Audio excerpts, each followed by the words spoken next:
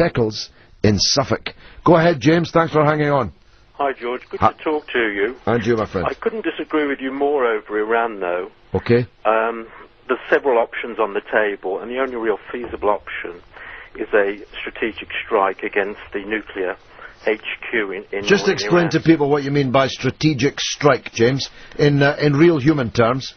Well, I'd imagine that the mission will be conducted something like a stealth bomber, possibly from Israel, dropping bunker buster missiles on northern Iraq, which will then essentially destroy the... In northern Iraq?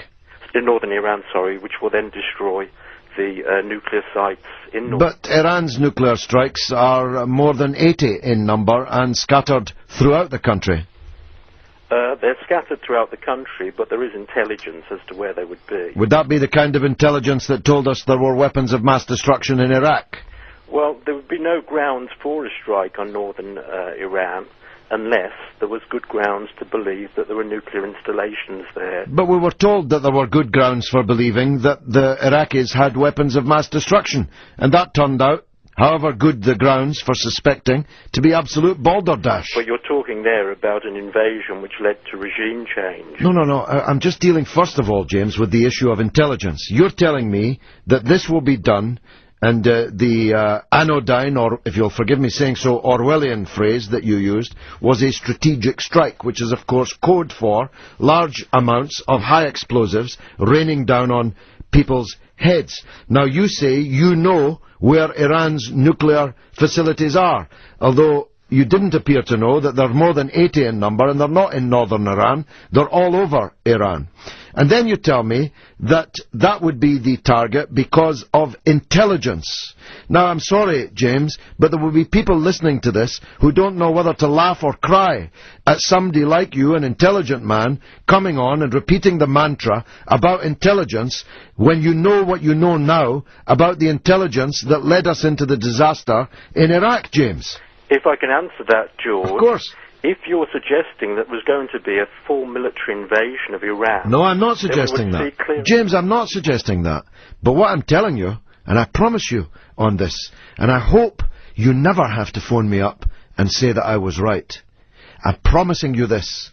Do not imagine that Iran will treat a strategic strike any differently from a full-scale invasion. Trust me on this, James. I know what I'm talking about. If we bomb Iran, Iran will bomb us back. And amongst the places it will bomb us is here in the centre of London. Innocent people will die. Don't imagine for 1 second that the deaths will be restricted to Iranians in the north of Iran or anywhere else. Any attack on Iran will be met by a full-scale response by Iran everywhere and anywhere. Trust me on that, James. Which is why we must disable it from having nuclear weapons. Well, you say that, but I wonder, living in Suffolk, if you're just maybe imagining you'll be safe from being disabled yourself.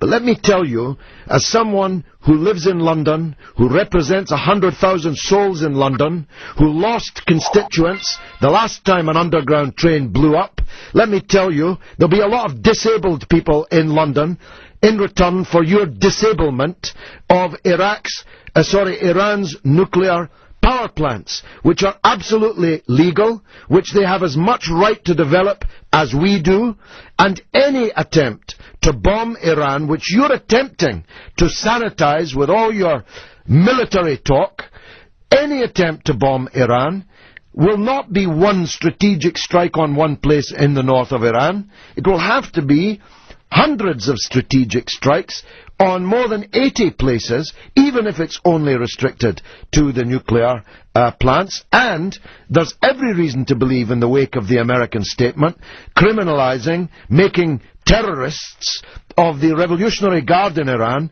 which is 150,000 people, which is an indispensable part of Iran's military forces, as terrorists. There's no reason to believe that they're not going to be attacked as well. And I'm telling you, James, and you seem strangely unmoved by it, Iran is not a broken-backed country. Don't imagine this is some cheap, broken-down, darkest African, impotent, defenseless country that you are so somnolently seeking to talk us into bombing. Iran will respond ferociously everywhere if we attack Iran. Self-defense, James?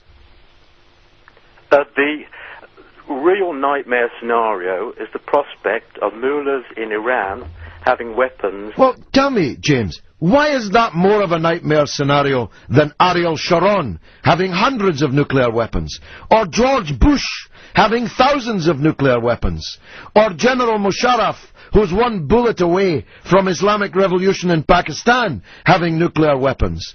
Or the government of India, which refuses to live up to its promises under the Non-Proliferation Treaty? Why are some people, James, allowed to have nuclear weapons, but others are not? The threat that we face from Iran is far, far greater than the threat we face from the United States. Why do we face a threat from Iran? What has Iran ever done to us?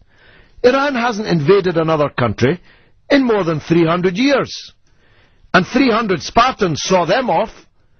What's the threat from Iran to us? What have they ever done to us, James? Well, Iran, if you recall, fought a very brutal war against Iraq. I can't believe that you just said that. Iran didn't fight a brutal war against Iraq. Iraq invaded Iran. Iraq invaded Iran using our weapons and with the support of our government. What do you mean they fought a brutal war against Iraq? They were invaded, for God's sake. They were invaded, but they fought a very brutal campaign. What does that have to do with them being a threat to us, for God's sake? We encouraged Iraq to invade them, and now you're using the fact that they fought hard to defend their country when it was invaded as a reason for us invading them. You're going to give me a heart attack, James. I better go on to another caller. Here's Andy in West Wickham. Go on, Andy.